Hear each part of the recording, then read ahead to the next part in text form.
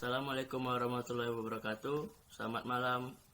Kami dari kelompok 4 yang bermateri problematika kemiskinan di Indonesia, yang mana beranggotakan saya sendiri, Arif Budiman. Saya Jessica. Saya Hasna Fauzia. Nama saya Venisa Sofiani.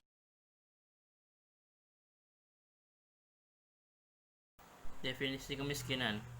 Definisi kemiskinan adalah keadaan saat ketidakmampuan untuk memenuhi kebutuhan dasar seperti makan, pakaian, tempat berlindung, pendidikan, dan kesehatan.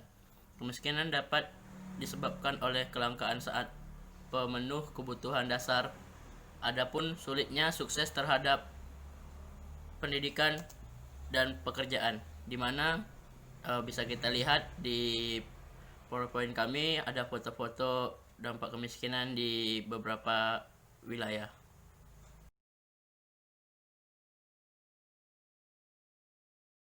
Kemiskinan menjadi dua, yaitu absolut dan relatif. Yang mana absolut diidentifikasi jumlah penduduk yang hidup di bawah garis kemiskinan tertentu. Bank Dunia menggambarkan sangat miskin dengan pendapatan kurang dari $1 per hari dan miskin dengan pendapatan kurang dari $2 per hari. Ada juga yang mengkategorikan miskin dapat dengan pendapatan kurang dari $1 per hari dan miskin menengah dengan pendapatan kurang dari $2 per hari. Relatif, yang mana kemiskinan yang lebih banyak ditentukan oleh masyarakat sekitarnya. Walaupun pendapatan seseorang telah mencapai kebutuhan dasar minimum, tetapi apabila masyarakat sekitar pendapatannya lebih tinggi, maka dikatakan miskin.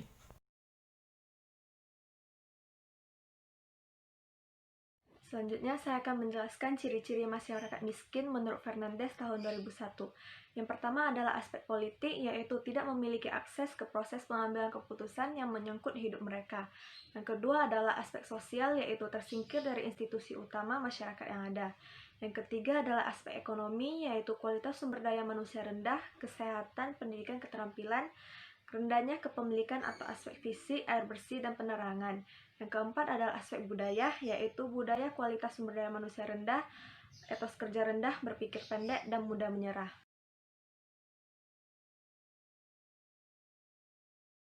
Yang selanjutnya ada beberapa metode pengukuran yang digunakan dalam menetapkan indikator kemiskinan. Yang pertama adalah metode pengukuran jumlah kalori yang dikonsumsi per orang per hari. Yang kedua adalah metode pengukuran pendapatan yang disetarakan dengan nilai tukar beras per kapita per tahun.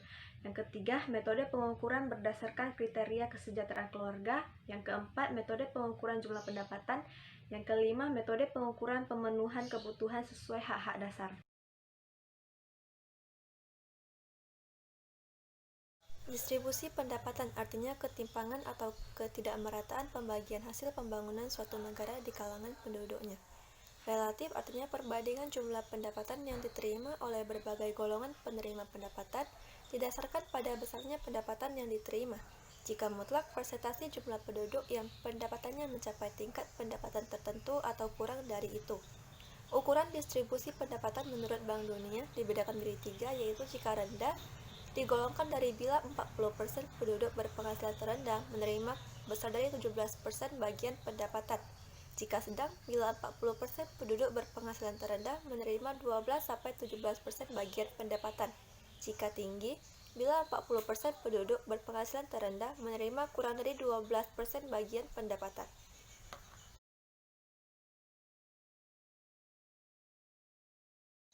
Kurva Lorenz dan koefisien Gini.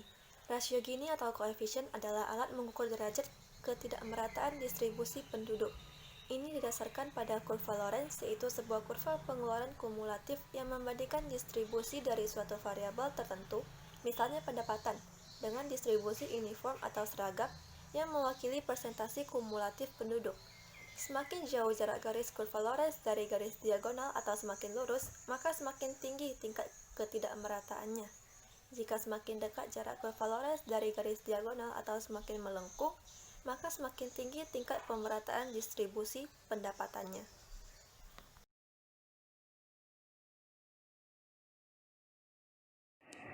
Indonesia kaya akan sumber daya alam. Pemerintah terus mendorong, berupaya bagaimana pendapatan negara agar meningkat, termasuk di bidang pajaknya. Pendapatan negara ini yang harusnya digunakan untuk mewujudkan kebijakan pemerintah agar kemiskinan di Indonesia semakin menurun. Baik itu pembenahan di bidang pendidikan, sosial budaya, kesehatan, perluasan lapangan pekerjaan, serta pembenahan pemerintah yang bersih dari tindak KKN. Lalu dengan distribusi pendapatan yang merata tentu akan meningkatkan kesejahteraan masyarakat, lalu akan menurunkan angka pengangguran. Nah, ini berarti angka kemiskinan di Indonesia akan semakin turun.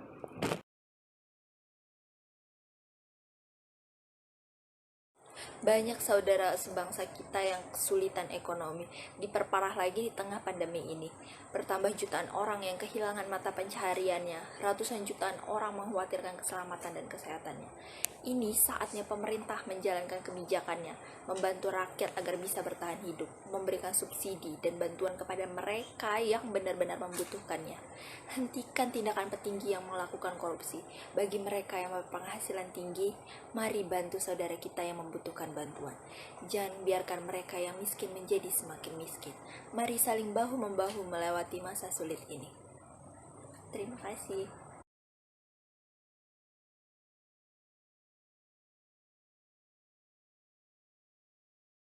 Kebijakan pemerintah untuk menurunkan kemiskinan dan meningkatkan distribusi pendapatan, yaitu membuat pertumbuhan ekonomi bermanfaat bagi rakyat miskin, membuat layanan sosial bermanfaat bagi rakyat miskin, dan membuat pengeluaran pemerintah bermanfaat bagi mereka, menciptakan lapangan pekerjaan, menghapus korupsi dan ditindak tegas setiap orang yang terlibat dalam masalah tersebut, menggalakkan program seperti zakat, menjaga stabilitas harga, kebutuhan pokok, meningkatkan akses masyarakat miskin kepada pelayanan dasar seperti diberikan beasiswa untuk mahasiswa miskin dan mahasiswa berprestasi.